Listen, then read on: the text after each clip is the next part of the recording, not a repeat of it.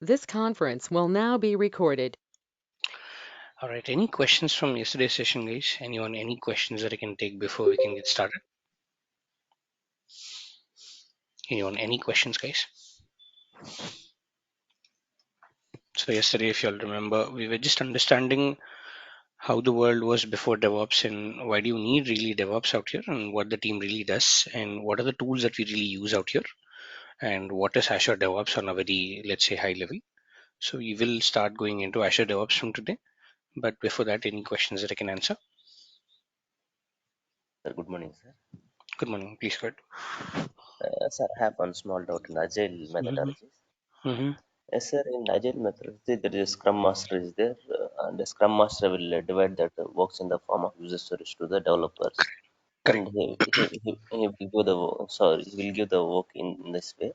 Then Mm-hmm. after that, developer will develop that code. Then parallelly, testers also test the each and every day, as we Yes. discussed in the yesterday. Every day, Yes. they're also trying to. I mean, parallelly, they are going to check the code also.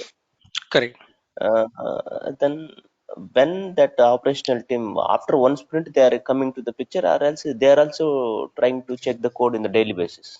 No, operations team will only come into picture when you are trying to deliver the code to the client. So at the end of a sprint cycle, what we do is that we follow a continuous delivery method, wherein at the end of every sprint, we tell the client that, you know what, we will give you, let's say, a small update to your code. For example, let's say that you are using, let's say, iOS or Android mobile, right? So what happens is Okay. that you frequently get updates telling it is, let's say, 11.0.1, 11.0.2, 3, 4, so on and so forth, right? So these are the periodical updates that the development team is actually pushing. And before these updates comes to your phone, right? The operations Okay. team tests this update on their device, see how it's working and everything, and then they release it out. So before the release is where the operations team really comes into picture, and even after the release, meaning, let's say you have some issues with the software that is delivered, so you need to Mhm. report to some technical team, right?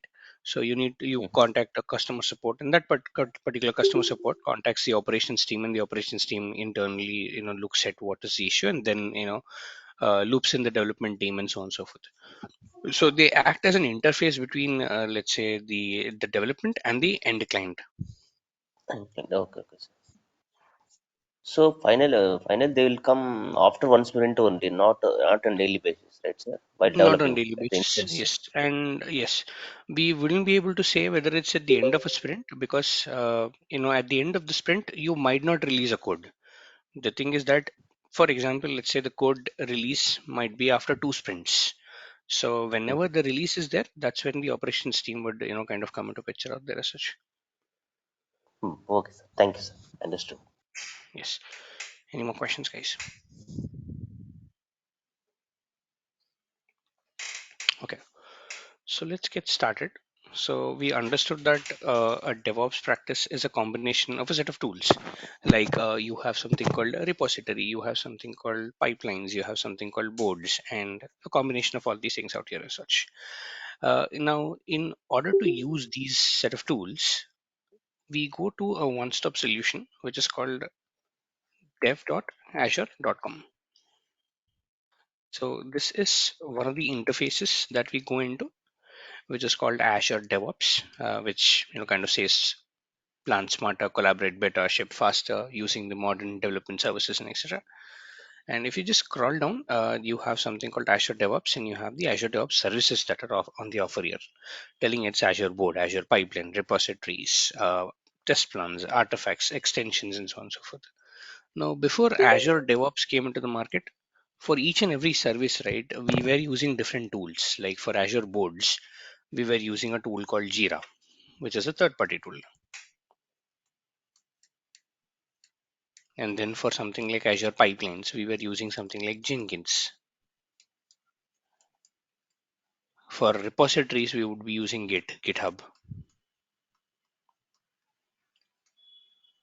For test plans, we would be using something like Selenium, APM, and everything. For artifacts, we use something called JFrog, Nexus, Again, for testing, right, you would use again different tools like Nagios, and you would integrate a lot of tools together and then deploy it on, let's say, a cloud like AWS, or let's say any other cloud basically that you have on the picture out here as such. Now the issue with this is that the problem with SLAs, service level agreements. Now each and every software vendor had its own, let's say, SLA out here. So if there is issue with, let's say, Jira, we would contact the Jira team telling that, this is the issue. Jira team would say, no, this is the issue with Jenkins. Then we go to Jenkins and then try to isolate the issue. So what really used to happen is that if there is an issue, there were multiple teams involved, and if there's multiple teams involved, my entire software development lifecycle is impacted in a very, let's say, harmful way, because I have to contact, let's say, a different team to get one of the issues resolved. I have to contact, let's say, loop in another team to get one of the issues resolved. So there's a lot of tug of war that's going around. So what Microsoft did with this particular product is that they got everything, or all the pieces together, and they said, okay, fine, we'll call Jira as, let's say, Azure Bots. We'll call pipelines, or we'll call Jenkins as pipelines. We'll do a CI/CD delivery out here.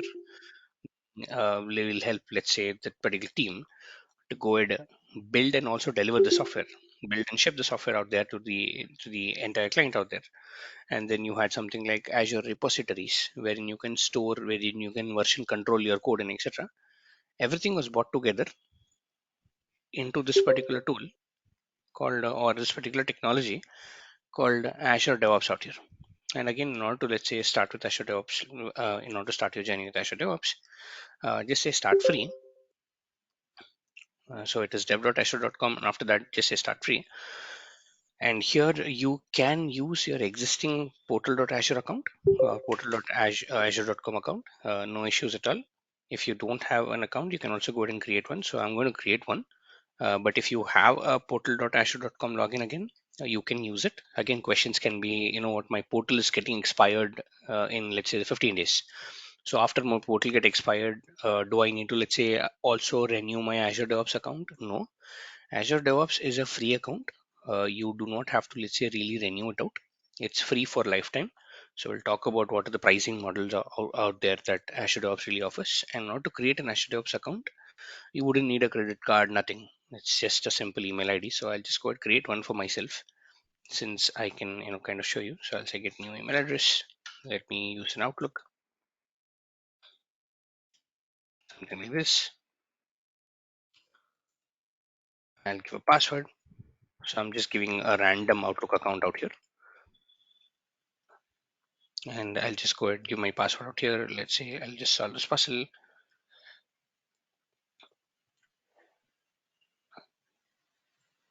Okay. And once I solve this puzzle, Microsoft will help me create an Outlook account out here.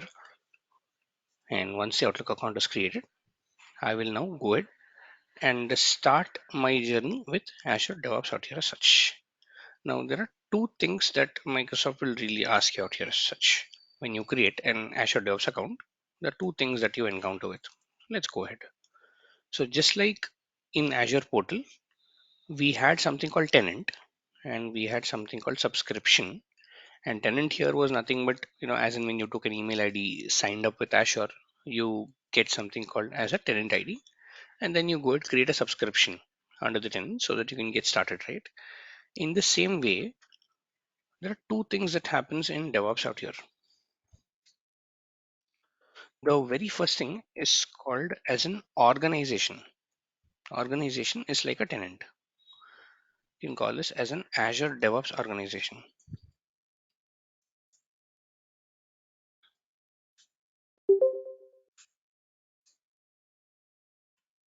It's called as an Azure DevOps organization. It's like a tenant. It's a space on the cloud for you to go ahead and start using Azure DevOps.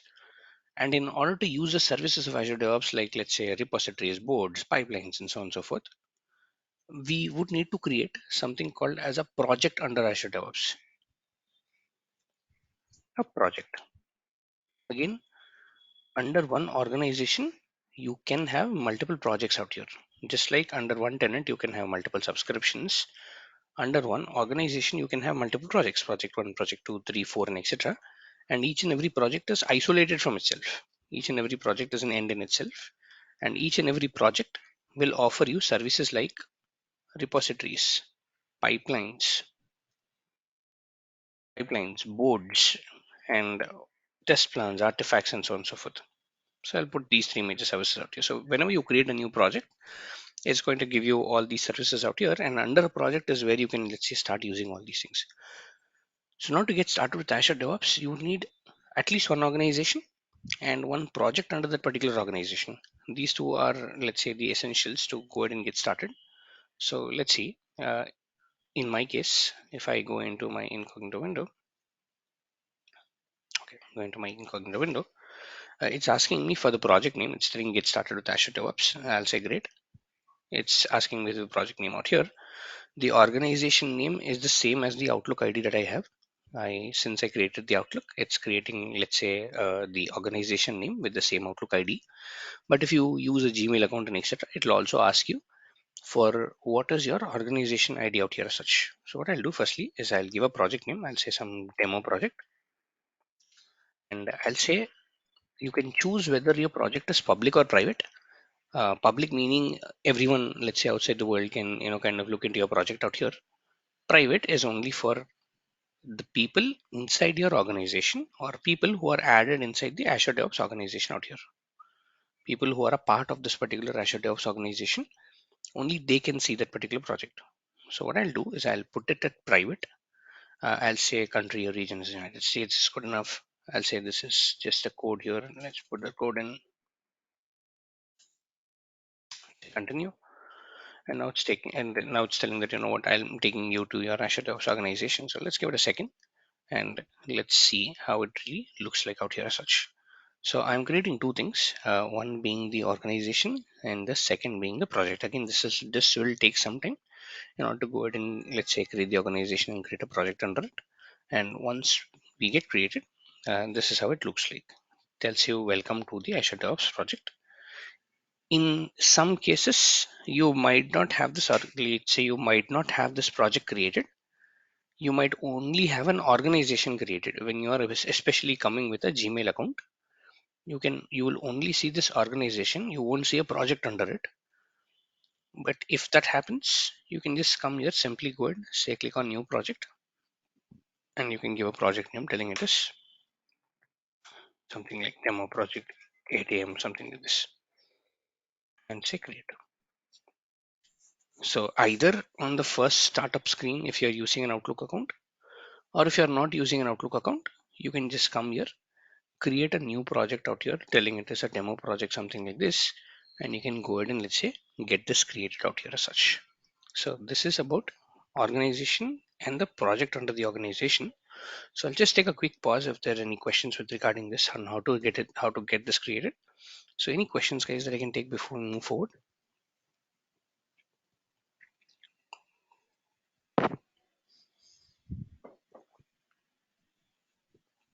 It's a pretty straightforward procedure, isn't it?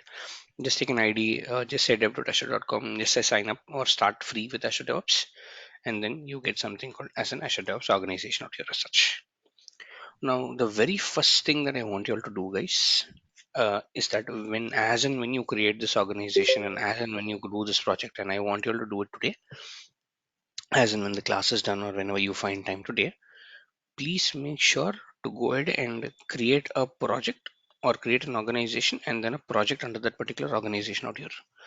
These are two things, or these are the two things that I would suggest you all to do. And once this is done, very importantly, I'll give you all a link that we need to fill up for something called as a parallelism request in Azure DevOps.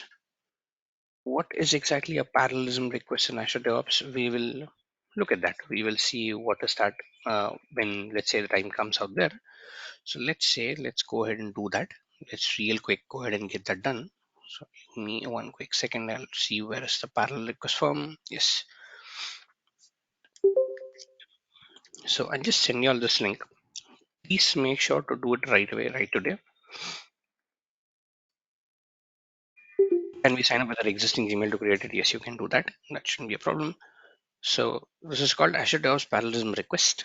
As in when you create an organization and you create a project under the organization, the second thing you're going to do is take this form. I have given the link for this particular form. You can take this form out here please enter the name. It's saying, okay, fine. I'll say Kiran, your email ID, whichever email ID that you have used to register yourself with Azure DevOps, say outlook.com. Filling up the second thing. It's telling me what is the name of your organization. Now, in the top right corner, right? If you click on Azure DevOps, or in the top left corner, sorry, if you click on Azure DevOps, you have this link here telling dev.azure.com/Kiran98988 something like this. This entire link is the name of, or this entire link is the link to your organization. So just copy this out. I'll just go back. I'll just place here. I'll say it is a private project. Since I'm using private projects, I'll just submit. That's it. So if you see this, it's your name, your ID that you registered with Azure DevOps, then the link for your for your organization. How do you get it? Just click on Azure DevOps, copy this particular URL, just go back, paste it here. That's it, and say private, and say submit. This is how you go ahead and submit something called as a parallelism request. And why do you submit a parallelism request? We'll understand that. We'll understand why do you really do that parallelism request out here. Again, this is going to take like about 2-3 business days in order to go ahead and submit it. So if you do it today, so it will be Wednesday, Thursday, Friday, Friday. I mean, latest by Friday, you should get an email from Microsoft telling that you'll say the parallelism request is satisfied out here as such. So please do this without fail. Please do it today, right today. Please go ahead and do this so that we go ahead and enjoy the benefits of Azure DevOps out here as such. Yes, any questions, guys?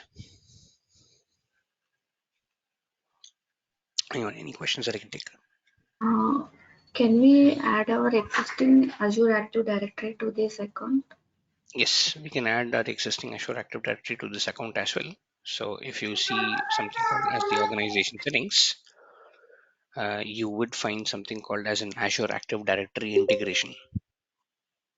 So Azure Active Directory integration out here, and it's now telling you're not a member of the Active Directories and etc. You should be an Active Directory because this ID rate is not a member of any Active Directory out here. If this ID was a member, you can just go ahead and connect your directory out here and pull all the users from your directory as such. Does that answer the question? Yeah. Kiran, Go please. yeah, DevOps is a methodology or work culture, which is true about DevOps. DevOps is you can say a culture, a mindset, but it's also a methodology. So I would Okay, say both are true. It's okay, more of a culture that we inculcate, but it's also a methodology that we apply. okay. Thank you. No problem. Yes, any more questions, guys? All right, so let me do one thing. I'll just close this. This was a test account that I created. Let me go into my own account and let's get started with this. So I'll say dev.azure.com in my, let's say, regular window, and let me open up my account. And this is what you see is that if you see this, right, this is my account called, or this is my organization called DevOps Classes 1992, under which you have a lot of projects out here that are listed. All these projects are, let's say, from the earlier batches out here. So I'll say a new project today. We'll start with a new project. I'll say sample learning, something like this. I'll say private. I'll say create. Now I don't have to submit the parallelism request because I already have the parallelism request. I've already done that, let's say a couple of months ago. So I don't have to really do that whenever I need to create, whenever I create a project out here. And whenever I create a new project, I get all these services that are ready. So on the left hand side, all these are the services that Microsoft really offers you whenever you go ahead and create a new project. Sorry, whenever you go ahead and create a new project in Azure DevOps, starting with boards, repositories, pipelines, test plans, and artifacts. So we'll start with a repository. We'll understand how repositories work, what are the different repositories on the offer, and what can we really do with something called as an Azure DevOps repository out here. And we'll go from there. We'll come to repositories, we'll check boards, we'll see how to add users and etc. into your organizations and so on and so forth. And then finally, we'll move into pipelines and we'll see what is a continuous integration and a continuous delivery mechanism that you can configure in Azure DevOps out here as such. So before I get started, did anyone hear this term called repository? If yes, why do we need a repository? and what are the benefits of a repository out here as such? Did anyone come across this term? Sorry, go ahead, please. In GitHub, we use it to share that repositories, In GitHub, we used. different versions. Okay, One is a master repository, another one is our deployment. So we can okay, maintain two branches kind of thing. okay, okay. Anyone else, guys? Developer Anyone used to else? push the code. Developer used to push the code in repository. Developer used to push the code in the repository, which means the developer is writing the code on their machine. So I am a developer. Let's say that I have my own laptop. I'm a developer. I'm developing the code here. Let's get that. So I have my laptop. I am a developer, and like me, there are multiple developers in my organization. Not one, not two, but let's say multiple developers working on, let's say, the code for my organization. Let's say, so talking about yesterday's example, we had multiple, let's say, services like micro, mini, nano, and all that stuff, right? So each and every developer is working on one such a kind of a feature, and they are storing their code in their local machine. Now, the issue in storing the code with the local machine is very firstly, see, this developer doesn't know what this developer is really doing. They don't have a transparency on the progress of the work. So, tracking the work progress is very difficult if you are storing the code in your local machine. So, tracking work, because this developer might override the work done by this developer, or this developer might, let's say, add the work to already what the developer is doing, which might lead to a lot of conflicts. So, this are a lot of here as such. That's the very first thing that I would want to say. Second thing is that the security of my code. See, these developers can be working for a banking organization, or these developers might be working on a very sensitive code that shouldn't be exposed. So, if it is, let's say, sitting on their local machines out there, or if the code is being stored in their local machines, firstly, I'm exposing a lot of sensitive information. Secondly, see what happens if the machine crashes? What happens if the developer leaves the organization? Again, this developer has to rework on all the code that the earlier developer has done, which makes it really difficult, really tricky in order to, let's say, go ahead, or which makes it a huge challenge in order to save the code directly onto my local machine. This is not a suggested approach. This is really not a suggested approach out here. So then, we ask Microsoft, or we ask people, or we ask in the organization that how do you really store all these things out? Now, that's where a repository comes into picture. A repository like a Git repository. Git is an underlying technology. Git is an underlying technology on which repositories like GitHub, GitHub Enterprise, Azure repositories, Bitbucket. There are multiple formats of the repository. They work on the underlying technology called Git. They use a set of Git commands in order, let's say, store the history, store the code, or store the files. And Git is the underlying tool, or Git is the underlying technology that powers it out. So if you look at Git, just say Git here. This is what it tells you. Git is a free and open source distributed version control mechanism to handle everything from small to large projects with speed and efficiency. And the Azure repos that we are going to talk about is designed on an underlying technology called Git. So you can also call it as a Git repository. You can call it as a Git repository, a Git based repository. And one of the flavors of a Git based repository out here as such in the form of Azure repos. So if you look at, let's say, the project, there is something called repos, and this is now a Git based repository. If you see the symbol matches with the Git based repository out here as such. So Azure repos, to put it in a straight way or put it in a blunt way, is a Git based repository using which a lot of developers can store and version control their code. I'm using two words here. One is the storage. The second is the version control.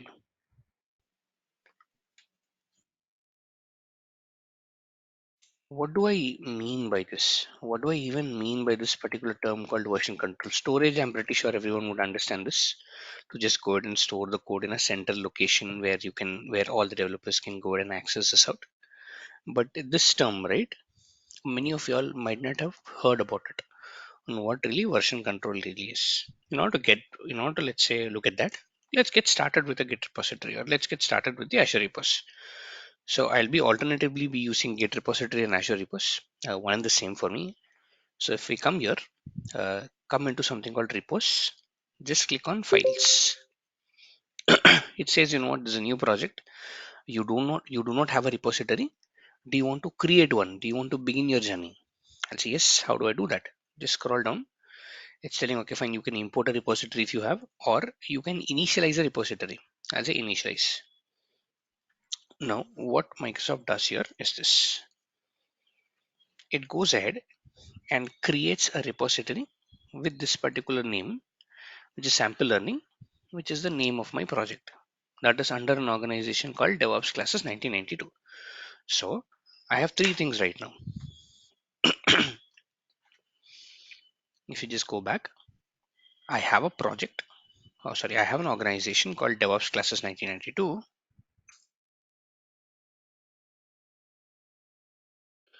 under which I have a project called Sample Learning, under which I have now a repository with the same name of the project. Again, under an organization, you can have multiple projects. Under a project, you can have multiple repositories out here. For example, if you want to create a new repository, I'll just click on this. I'll say new repository, and I can give a name telling it is a sample repository. I'll say create. And this goes ahead and gives me something called as a repository out here. So I have a repository called sample learning, or I have a repository called sample repo, under which I just have a file called readme.md file out here as such. Now let's look at this file right now. So let's look at this file. Let's expand this out. And if you look at this file right now, now it is a sample file. Just to start your repository, Azure is going ahead and provisioning some kind of a file out here, which I'm okay with. So I'll just click on this called readme.md file.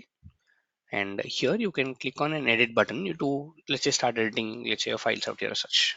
So for example, just like a text document, I can say this is my first line. I'm just in the Azure DevOps itself. I'm saying this is my first line. And in order to save this, now in a normal world, when you're using a normal file, you will save this. But when you're working with a Git based repository, you will commit it. There is a difference between save and commit.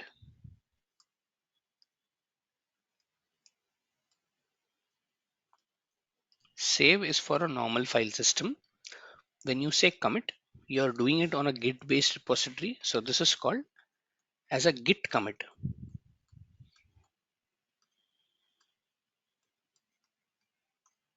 This is now called as a Git commit out here. So the very first command, I'm telling that this is now a Git commit. So let's come here and say Git commit. Git commit is like saving a file. So for example, I'll say commit, and here it's asking me what is the comment. I mean, why do you want to save this? Can you give me a comment here? I'll say added a first line. And I'll say commit, and this is how now the file is saved. Now if you see, this is my first line. I have added now a new line out here. Let's say if I again want to edit, I'll say edit this out. I'll say this is my second line.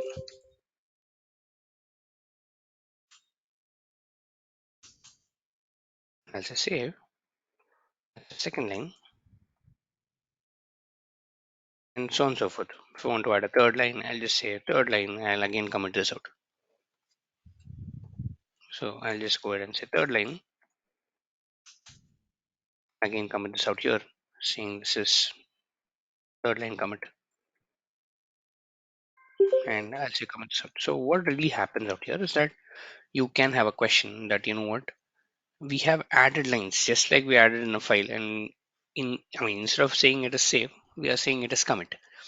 What is now the difference between saving the same file in my local machine, meaning in my local machine I can just create a sample text file, I can just go ahead and use multiple lines in the text file, put multiple lines in the text file and save it out.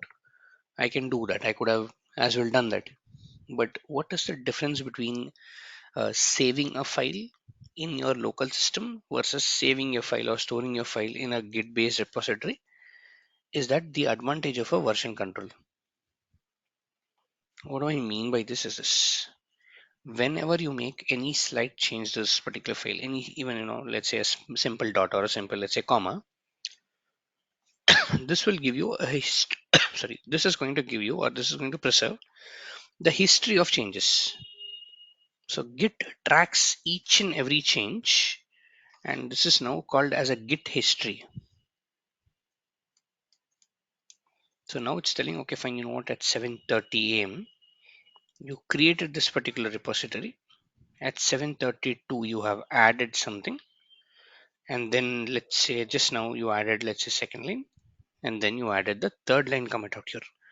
So each and every commit that you do on a Git based repository is tracked inside the history, and we call this as a commit history.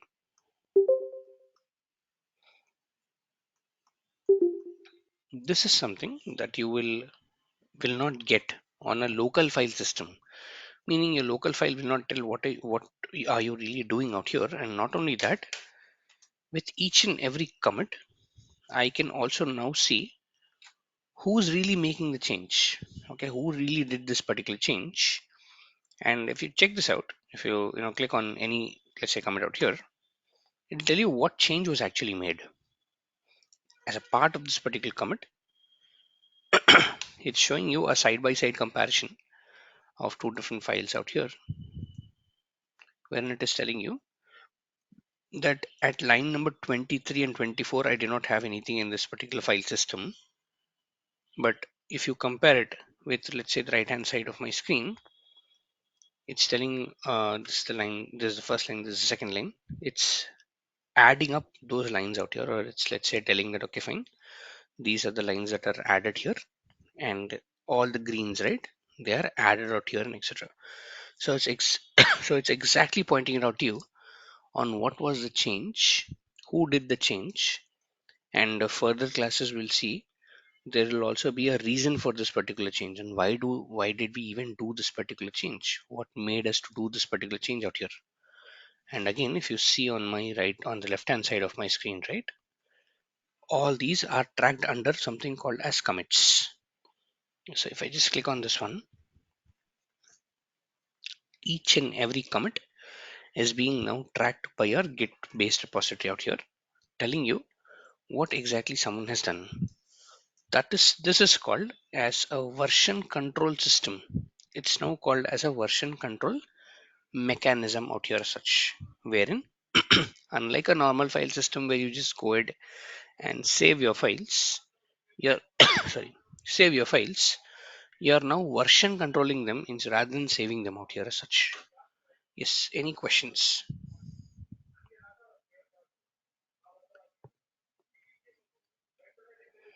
Anyone, any questions till that I can take? In which case we can maintain multiple repositories for single project. I'm sorry, can you come again, please? In which case we will maintain Mhm. multiple repositories for single project. Let's say you have multiple features in a single project, like Ola has something called micro, mini, SUV, nano, so on and so forth.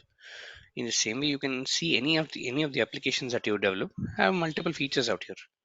Probably different development teams are working on different features out there. In that case, I would want to separate the repositories for one developer versus the other. In those cases, we will be maintaining the code in different repositories. Not only that, You can have a repository for, let's say, just your code, the development code. You can have a repository for the DevOps engineers to store the ARM templates, PowerShell scripts, and so on and so forth. You can have a But repository for the QS. Yes, we can also maintain all these different features in the single repository, right? right. But That is how also would you easy get for the us. control? No, that is not easy for you. It might look easier, but it's actually very confusing. The reason Okay, being, confusion. Okay. the reason being, if a Hmm. developer wants to change an ARM template, I shouldn't let him do that because he doesn't know what an ARM template is. In the same way, if a DevOps wants to go ahead and change something in the code, I shouldn't let him do that because he doesn't know anything about the code. In that way, if I want to establish a separation, just like resource groups, I had multiple resource group, I go ahead and give multiple permissions in multiple resource groups out here. I can do the same thing on a repository level as well. I can, let's say, go ahead, create multiple users and give them access on multiple repositories so that they can go ahead and, let's say, work in their own, let's say, repository out here as such. Okay. At the same time, in case if there is a requirement to integrate one repository to another repository, is it that easy or is there any difficulty in between? No, it's pretty easy. It's not really a difficult procedure. Okay. It's easy to integrate it out. Okay. Integration also easy. Okay. Yes. Right. Yeah. Thank you. Is there any more questions, guys? Uh, Is there any more questions? Sir, Hi, Abhishek. Good, please. Hi, Abhishek. Good morning. Good So morning, I good. was saying that as we are Mm-hmm. developing one project, like we take an Mm-hmm. example of Ola, and we have multiple user stories. So Mm-hmm. as many as we have user stories, we should have a repos. Not really. I'm not talking about the user stories. Again, it depends upon how an organization wants to structure it out. If you want to have all the features like Mm. mini, micro, and etc. within the same repository, even that is possible. But if you want to establish a separation, even that is good enough. Let's say to go ahead and, let's say, create different repositories for different features. So it just depends upon how an organization wants to really structure it out. Okay, suppose I am developing for cab and somebody is developing for mini. Okay, under the Hmm. cab. So how I'll Okay. be able to know that what the other person is doing and how he'll be able to know that what I am doing? By going into your repository, very Okay, so I simple. have to give If you, access to them, right? In one you repository, I have mhm. to give an access to everyone, right? Those who are working on that project, or it will When be you add automatically. someone into the when you add someone into the organization and give them the right permissions, they would automatically gain the access to your projects out here as such, or to your project and then the repositories in your project as such. So you do not have to do an explicit permission out there as such. Okay, same as we have done for the tenant. Correct. Okay. Can you please show us how to add that? I think I missed it. No, I did not really show that yet. We will look at that on how to add users in the coming classes. Okay, sure. Thank you. No problem. Any more questions, guys? sir, once we create the repositories, inside Mhm. that automatically the files that files are there. Read something is there. So by Yes, there default is a schema, or README we file. have to create. No, it's a default file. It is just a simple file to go ahead and get your repository started. So if we want to create, we can create, right? One Yes, more you file, or else. definitely you can create one more file as well. So what is that meaning of extension .md? Sir? So MD is nothing but you have a txt file. Git maintains a Okay, .md. okay, okay. So it's nothing Thank but a simple text file kind of format. you. Okay, thank you. Okay. Hello. Yes, go ahead, please. So, for example, the company is having two or more projects. Each and every Mhm. developer of the project will be having access to all the repositories. Each and every developer of the project. See, again, there are two things that we are talking about. Two projects. Each and every project has its own repository system. So let's say Okay. if the developer one is added only to this particular project, the developer one will only have access to the repositories inside this particular project. Okay. Only the repositories inside this particular project. If you have a developer two who's added to both project one and project two, he has repos access here, and he also will have repos access here as well. By default, they'll have access to both the repositories, or let's say repositories that are running in all the project on both these projects out here as such. So it just depends Okay, upon where the developers really at. Sorry. is access management done in Azure or in DevOps? Access management is done in DevOps. So Azure Active Directory, you can assign roles and etc. That will apply to your Azure portal. And since Okay. this being a software as a service, this is altogether a different software as a service out here. So this will have its own, let's say, permissions, own roles that you can then really go ahead and let's say assign. So access management Okay. is done in DevOps.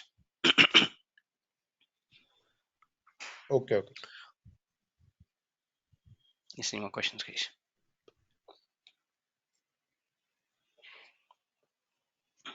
Anyone? Any more questions here? Okay, so let's go back and let's check this out. Now, as someone asked, can I add a file here? Yes, definitely you can add a file. So for example, if I say more actions, I can say new, I can say a file. I'll say something like demo document. I'll say create something .txt. I can go ahead and say this is a demo document that was added on Azure DevOps. And I'll say comment. I'll say added a new document. I'll say create this out or comment this out.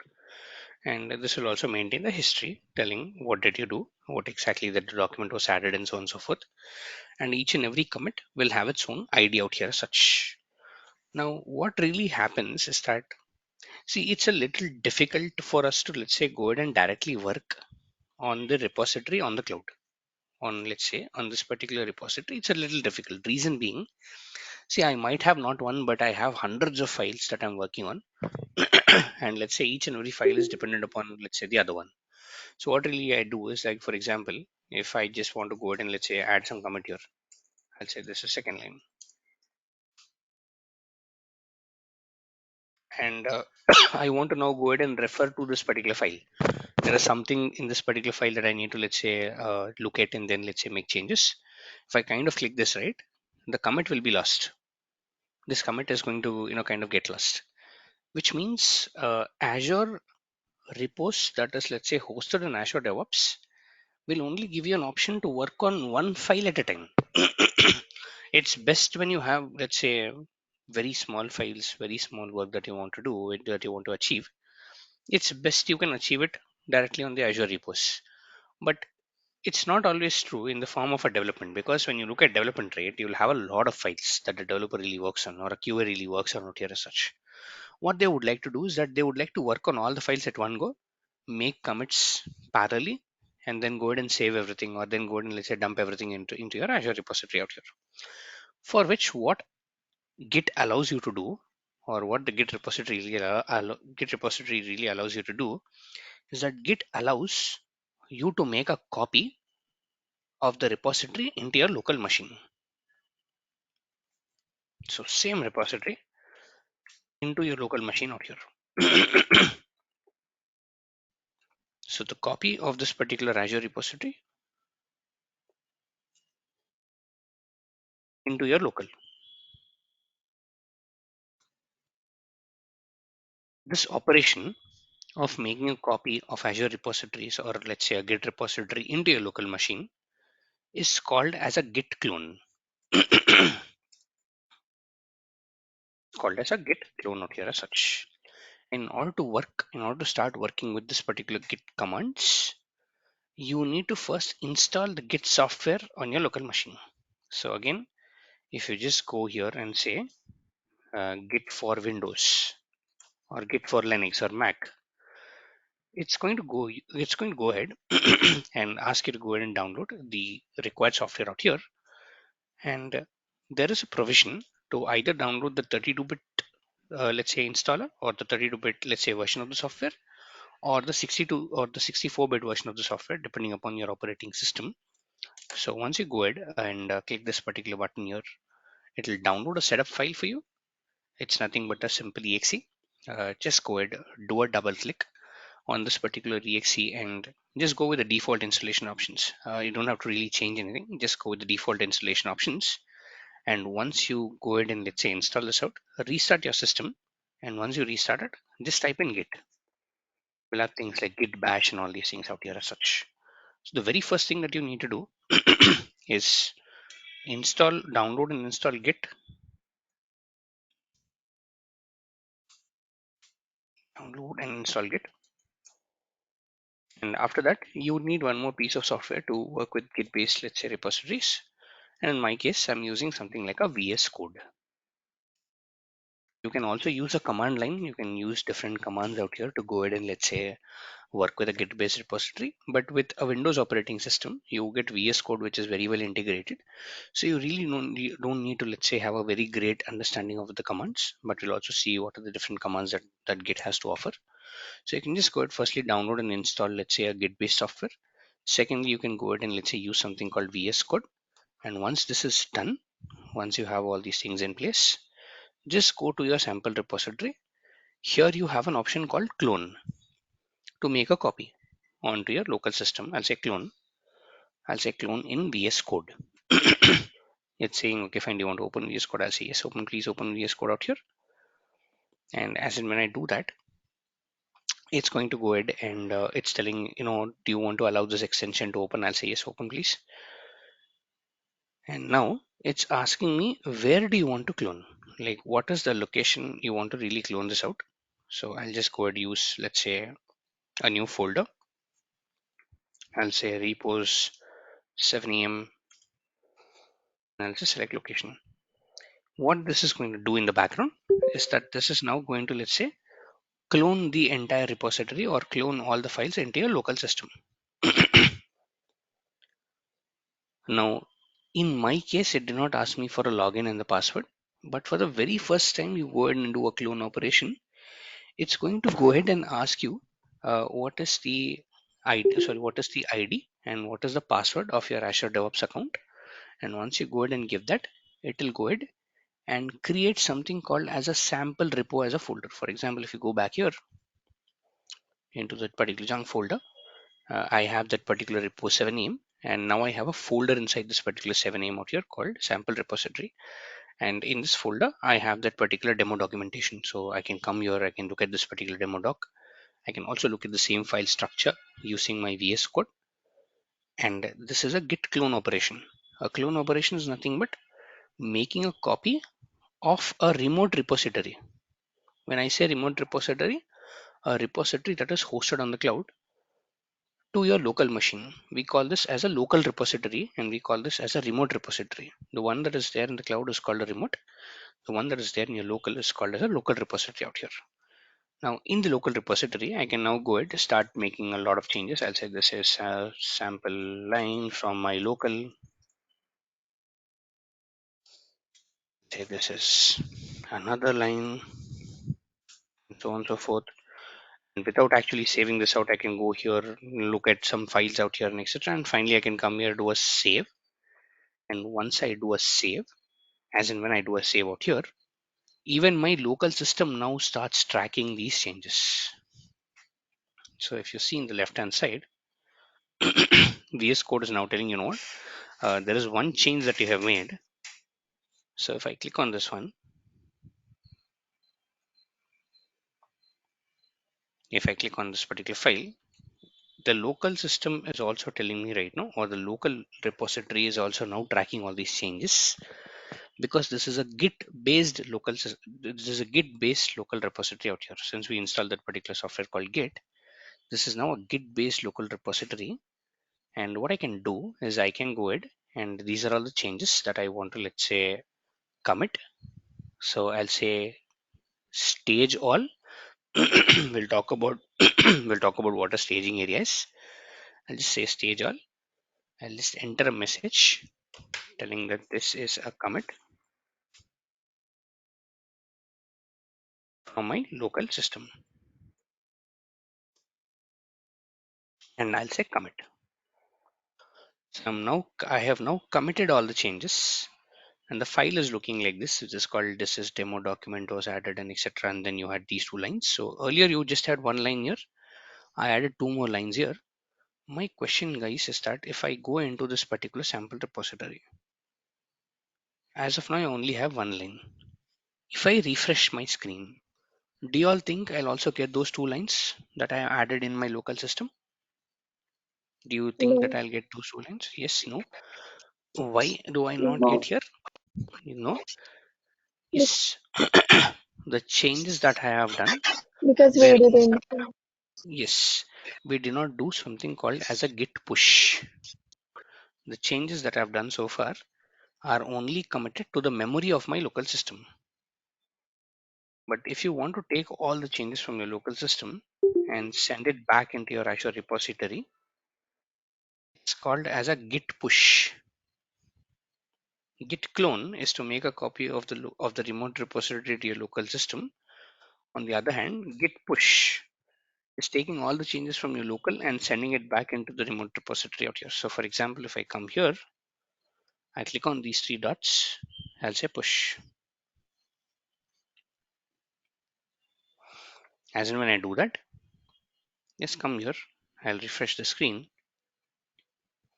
I now have these changes that are present. And also if I go into the history, this is a commit from my local system. All the commits that you do on the local system are also, let's say, stored on the Azure DevOps Cloud out here as such. Now, one quick, let's say, warning that I want to give you all is that when you're working with a Git-based system using VS Code, the very first commit that you do is going to fail. The very first commit that you do here is going to fail. Y'all need to tell me. You'll also get a failure log. Just say open logs out there, and you all need to tell me what was a failure really. You all need to tell me, do a Google search, tell me what was a failure and how did you resolve that out. This is something that I'm not going to tell you all over the email. This is something that you all going to tell me. You people are going to tell me, let's say, in the next class out there that we meet. Yes, any questions till here? Sir, how can we connected this branch with the GitHub? Here we are able to see main branch right below. Yes. So we'll talk about what really So how can branches we are. connect? Yes, we'll talk about firstly what branches really are, and then we'll see how to connect the branch out here as such. Okay, sir. Sir, is the Git and the Git Enterprise are different or both are same? GitHub is mostly the open source. GitHub Enterprise is a private based repository out here as such. Okay, thank you, sir. No problem. Any more questions, guys?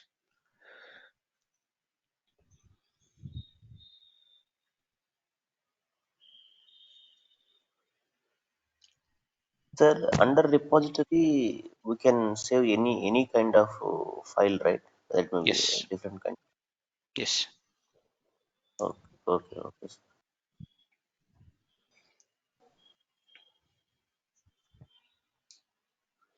Yes. Any more questions, guys? Sir, sorry to ask you Mm-hmm. one sorry general question, sir. Sir, Good, please. I think we missed some service endpoints topic. Is there in the earlier sessions? Service endpoints. Did we So, not cover service endpoints? no, sir. Okay, fine. No, I'll make a note of it. I'll cover it out in case I missed it. Okay, thank you, sir. and Hmm? sir, also CDN topic is also not covered. See, CDNs are not used a lot, so that's the reason we don't really cover out that one. But I can send you the documentation for CDN out here as such. Okay, and the Azure Cosmos DB. No, ma'am. Azure Cosmos DB is something that we are not doing. It's a data engineer course completely. So Cosmos databases or Cassandra, Mongo, these is something that we are not really doing out here.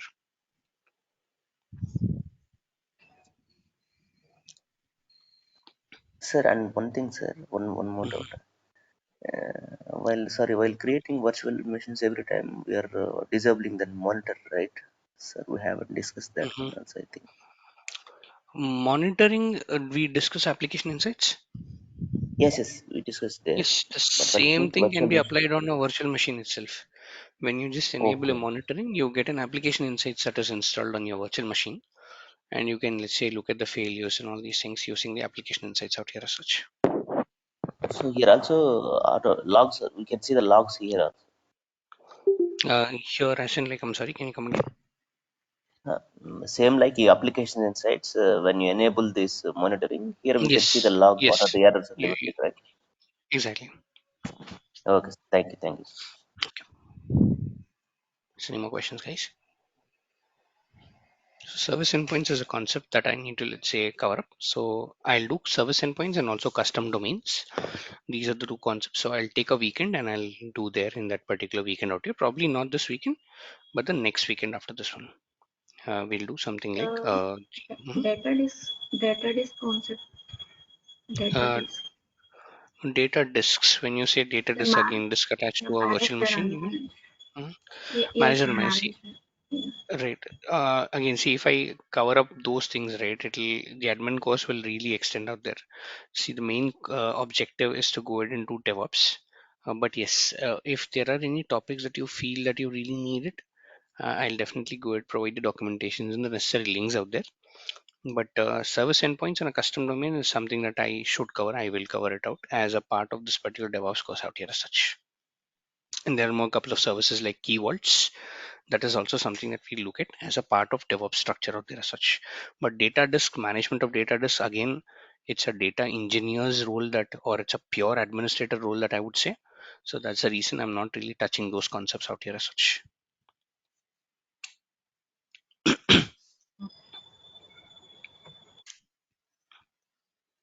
All right, so that's it from mine, guys. I'm a little top of the hour right now. So have a good day ahead, and we'll meet tomorrow, and we'll start with Git-based repositories, and we'll look into more into Git-based repositories. But today, please create the organization, please create the project, please fill up the form, and do some simple Git-based commands like git clone and git push out here. Thank you. Which one we have to select, to private or public? Please do private. Okay, right. Thank you. Thank you.